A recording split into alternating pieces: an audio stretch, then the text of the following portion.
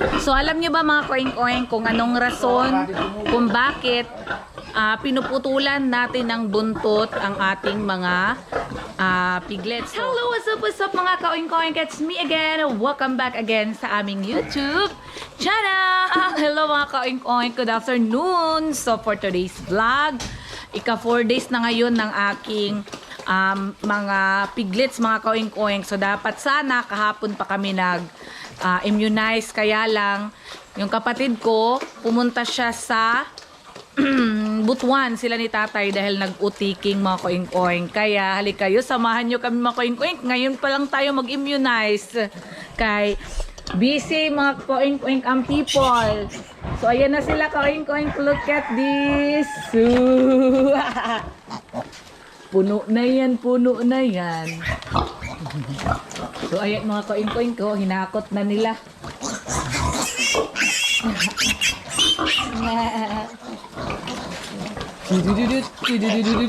Ala! Hinay! Nasuko si Jakay.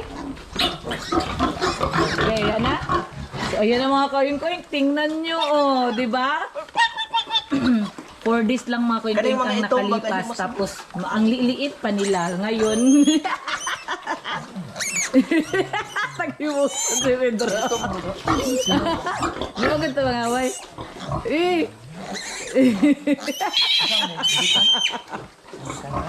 Tagimusan. Ayan ang kain ko. Ito, kakwapo. Ado, para sa kamo kaitom. Buyag. Para sa kamo kaitom. Guwapo sa. Bitaw, Drew. Ayan mga kain-kain ko. Sabi na na. Ay, ang kwan. Tapos mga kain-kain, putol buntot. Patay ka. Na. Hello, Gajud. Nakabuhay ako sa. O, doon na. So, ayan mga kain-kain, yung sunod. Kani, pwede na siya yung sunod nila niyo? Pwede na? Ganglog po. Gana niyo ka ng bati na. Gamay pagani doon, nakatripping na. So alam niyo mga koing-koing, dati talaga nung wala na akong mga baboy, sabi ko, ay nakakamiss yung time na gusto kong maglitsyon pero hindi ako makalitsyon. Hindi kagaya noon na kapag ngayon sabihin ko maglitsyon tayo, makalitsyon agad tayo. So sabi ko sa sarili ko mga koing-koing, kapag lumaki na to ng malitsyon, dilitsin na, maglitsyon talaga ako. Yun talaga yung pangarap ko mga koing-koing na makakain ako ng litsyon ulit. Kasi ang tagal na mga koing-koing, no? So, ayan na naman. Sama dyan sa pagluhod-luhod nila na pagkuan. Careful.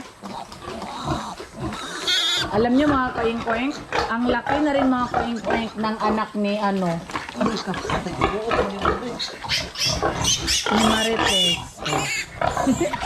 Tingnan nyo mga koing-koing ko. Hello. Ang ganda ng niya mga koing-koing, ang ganda ng mga bitso. Ito ang nag-iisa na anak sa baboy ni tatay.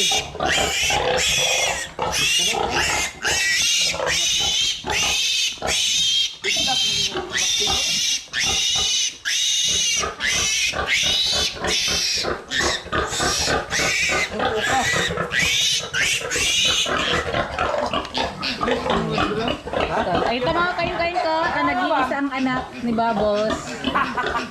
Ayun na. Ayan. Yan.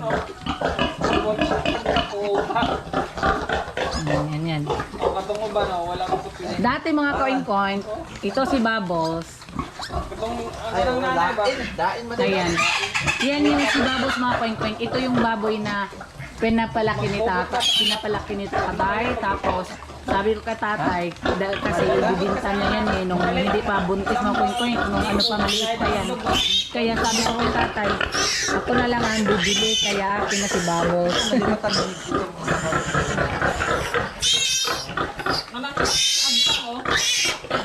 Ay, ito maganda. Ay, daog do, kagwapo. Ala, bro, ilaong ko sa iyo, bro. Bro, ilaong sa iyo, bro. Bro, ilaong Oh, para sa mo kayo ito.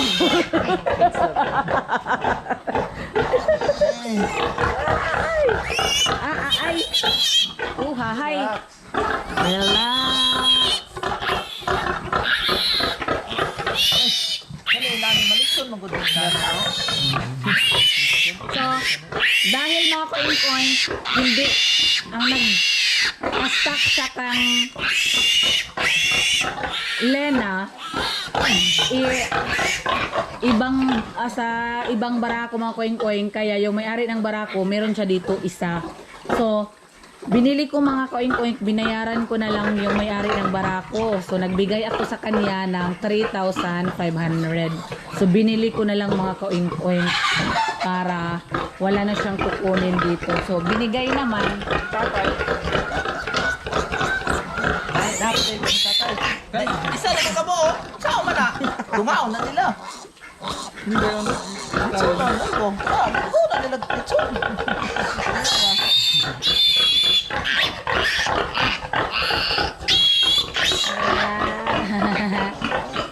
Ayan.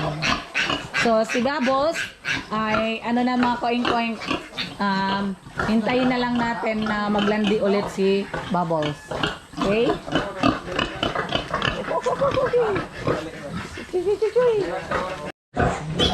na yung ko. Tingnan niyo mga ito. Ang laki. Ang ko. Ang laki. Ang ganda.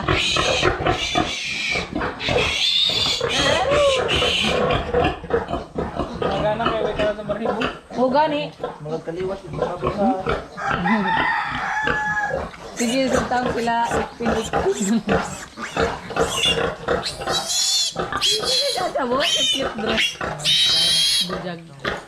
Pag makikita doon sila, Jo, yung mama, dire. Dire sila kita.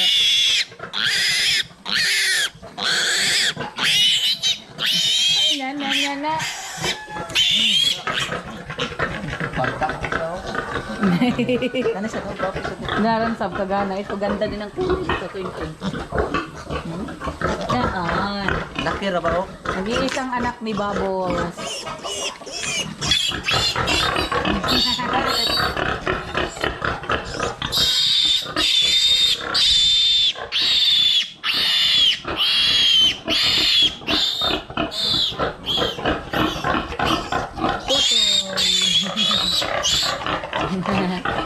So alam niyo ba mga koing-koing kung anong rason kung bakit pinuputulan natin ng buntot ang ating mga piglets. So para hindi sila magkakagatan mga koing-koing kasi naglalaro yan sila, tapos magkagat-kagat yan sila sa kanilang buntot. Tsaka pangit din mga koing-koing tingnan kapag mataas yung buntot. At tsaka kapag halimbawa gusto nyo nang gawa kayo ng inahin, ang pangit ng may buntot kasi ano mga koing-koing, matalsikan ka ng dugo kapag manganak kasi mag-giwang ganyan yung buntot niya. So panglas na to.